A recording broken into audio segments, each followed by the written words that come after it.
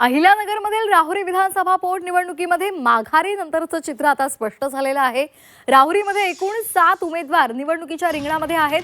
भाजपकडून शिवाजीराव कर्डिले यांचे चिरंजीव अक्षय कर्डिले यांना उमेदवारी दिलेली आहे, तर राष्ट्रवादी शरदचंद्र पवार पक्षानं गोविंद मोकाटे यांना उमेदवारी दिली आहे। शिवसेना उद्धव बाळासाहेब ठाकरे पक्षाचे जिल्हाप्रमुख रावसाहेब ठेवरे यांनी अपक्ष उमेदवारी दाखल करत भाजपला आव्हान दिले, तर निवडणुकीमध्ये वंचित बहुजन आघाडीने सुद्धा संतोष सोळके यांना मैदानात उतरवले।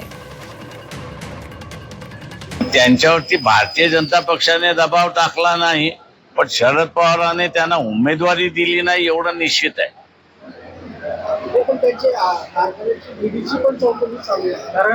प्रश्न असा आहे की ईडी कोणाची चालू नाहीये। सुमित्राताईंची सुद्धा ईडी चालू आहे, ती कुठे संपलेली आहे, पण त्या उभ्या राहिल्यात।